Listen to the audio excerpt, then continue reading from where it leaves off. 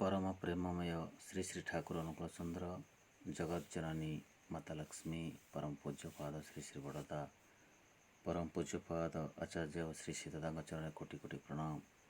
समस्त गुरु भाई एवं भौणी मान हृदय जय गुरु। ताले आसतु आरंभ करिबा सत्यानुसारण ओडिया अष्टम भाग। जेतेबेले देखिब गुरुंक आदेश रे शिष्यर आनंद होइछि, मुख प्रफुल्ल होई उठिछि, सेतेबेले बुझिब से तार हृदय रे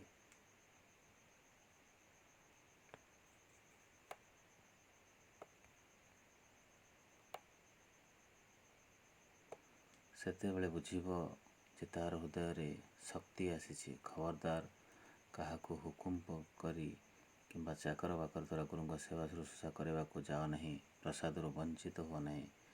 माँ निज हाथ रे छुआ पिलांकर जतन कर बोली छुआ पर आश्रद्धा आसे नहीं।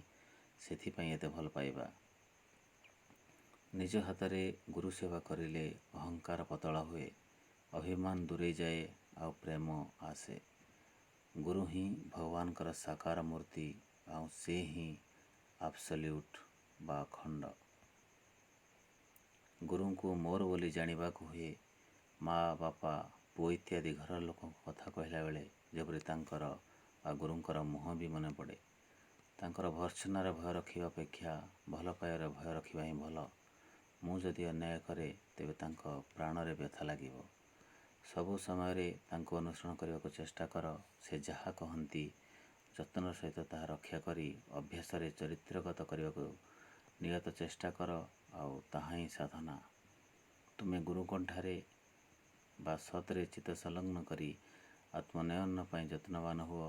अन्य मान तुम विषय कौन कहते देखा जाए आकृष्ट हो पड़ नहीं, ताहले आसक्त हो पड़ो। आत्मनयन हेब नहीं। स्वार्थबुद्धि अनेक समय आदर्श रे दोषारोप करे, संदेह आणे, अविश्वास आणे। स्वार्थबुद्धि वशतः आदर्श रे दोष देख नहीं, संदेह कर नहीं, अविश्वास कर नहीं, करिले आत्मनयन हेब नहीं। मुक्त स्वार्थ होई आदर्श रे दोष देखिले तार अनुसरण कर नहीं, करिले आत्मनयन हेब नहीं। आदर्शर दोष मूढ़ अहंकार, स्वार्थ चिंता, अप्रेम, अनुसरणकारीर दोष संदेह, अविश्वास, स्वार्थ वृद्धि। जे प्रेमर अधिकारी निषेध चित्तरे तांकरी अनुसरण कर मंगलर अधिकारी हेब ही हेब। जे छले बल कौशले जेपरि होना कहीं सर्वभूतर मंगल चेष्टारे जत्नवान तांकरी अनुसरण कर मंगलर अधिकारी हेब ही हेब। जे कौन सी प्रकार काहारी को मध्य प्रश्रय दियंती नहीं, अथच असतर मध्य प्रश्रय दियंती नहीं, तांकरी अनुसरण कर मंगलर अधिकारी हेब ही हेब। जहाकू तुमे चालक रूपे मनोनीत करी नैछ तांको पाखरे तुम हृदयर कौनसी कथा गोपन रख नहीं। गोपन करले तांको अविश्वास कराहेब। आउ अविश्वास ही अधपतन। चालक अंतर्जामी यदि ठीक ठीक विश्वास हुए तेबे तुमे कुकार्य आदम करि परिबो नहीं। आउ जदि बा करि पकाओ तेबे निश्चय स्वीकार करिबो।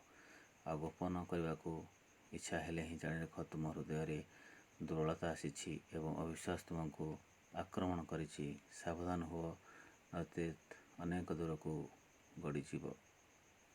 तुमे जदि गोपन कर तुमर सच्चालक तुमठार आत्मगोपन करिवे। आ तुमे तुमर हृदयर भाव व्यक्त कर, उन्मुक्त हुओ, से भी तुम सम्मुख रे उन्मुक्त हेबे, यह निश्चय। गोपन अभिप्राय रे चालकों को अंतर्जामी सब जानी पारछंती बोली चालाकी कले निजे ही पतित हेब, दुर्दशा घेरी धरिब।